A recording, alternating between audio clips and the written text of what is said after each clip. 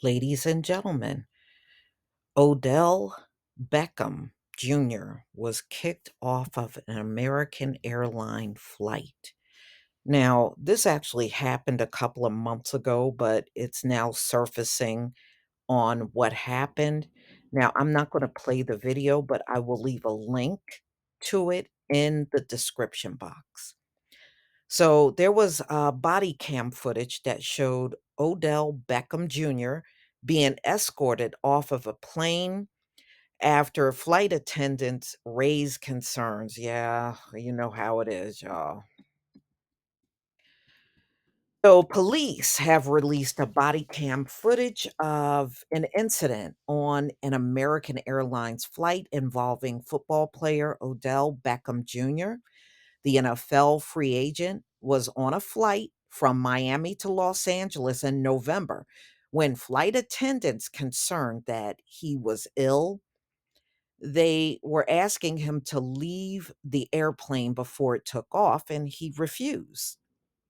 Body cam footage from Miami-Dade Police Department showed up. Now, my thing is, if you thought he was ill, why didn't you get an ambulance?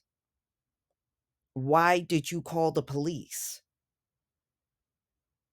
Y'all don't have emergency squads in Miami? So, anyway, back to the story.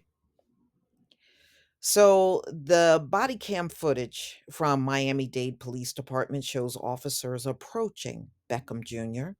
in first class, and they wanted to know if he could get up. After speaking to him briefly, one officer says, "He looks good to me."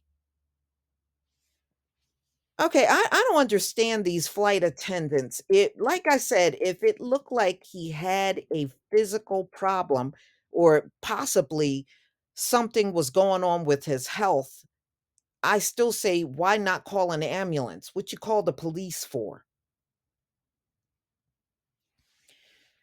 An airline staff member said Beckham Jr. was unresponsive before the plane pushed away from the gate.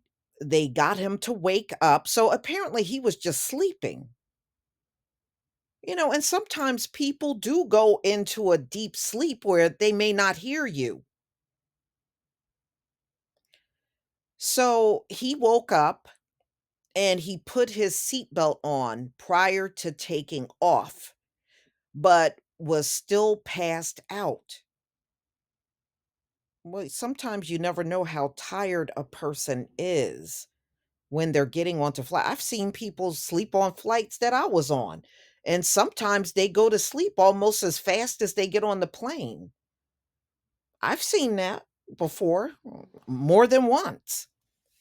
So anyway, crew at this time don't feel comfortable with him flying because they don't know what's going on with him.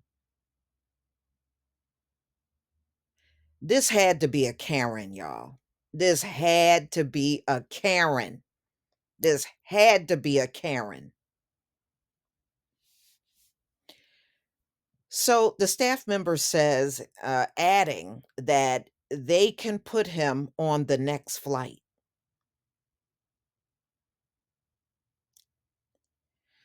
A flight attendant then told the officers Beckham Jr.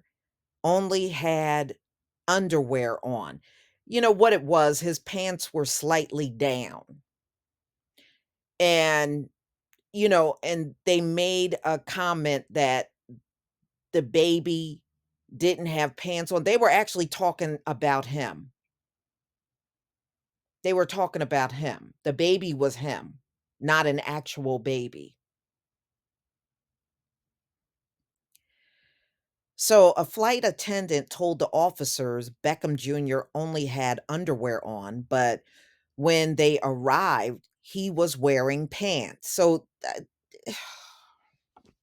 this was Karen, y'all. This definitely was a Karen.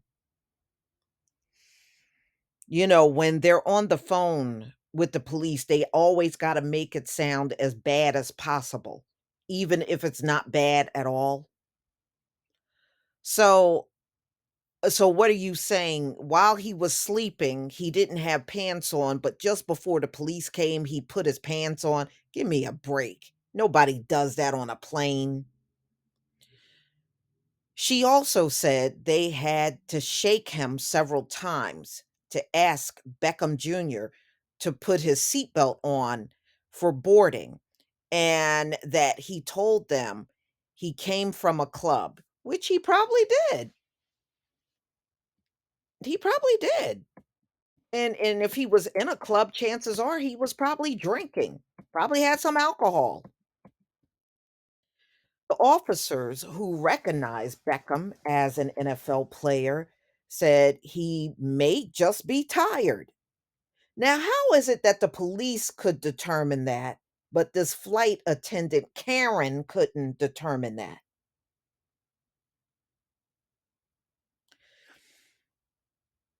If you don't want him to fly, that's your decision that you guys are going to have to make. This is what the officer told the flight attendant. Flight attendants proceed to ask Beckham Jr. to leave the plane, but he refuses. Officers also tried to ask him to leave, and he says that this has never happened to him on previous flights, and it is beyond embarrassing. Officers explained if he doesn't get off, they will have to deplane, and Beckham Jr. said that's fine, which means everybody on the plane now have to get off. That's what they mean by deplane. So as passengers exit, Beckham Jr. gets into a verbal argument with one man. I would never, ever in my life get off the plane for you. Not specifically you, he says. Maybe for everybody else, I would get off the plane. So you're going to wait 40 minutes and I'm going to get on a private plane home, he says to the man, calling the man a fat A. Okay, I saw that in the footage actually. Before Beckham Jr. gets off the plane, he tells officers, "Do let me walk by him," describing the man he argued with. Beckham Jr. then gets his cell phone, saying on the call that he stayed on the plane because other passengers urged him to get off. Paramedics get to the plane, who should have been the first ones called, and they were asking if Beckham Jr. needed to get checked. You fell asleep before the flight, and they thought that may lead to an emergency in the air. I don't believe that. So nobody is allowed to fall asleep even before the flight? Because sometimes you are sitting on the runway for a while and it's not unusual. One time I was on a plane and we were on the runway for like an hour and a half before we could take off. It was nothing going on, but they were so backed up in flights, and the line for the train for the airplane was just so long. It took an hour and a half before my flight could take off, and we were just sitting there, and some people did close their eyes. Oh my!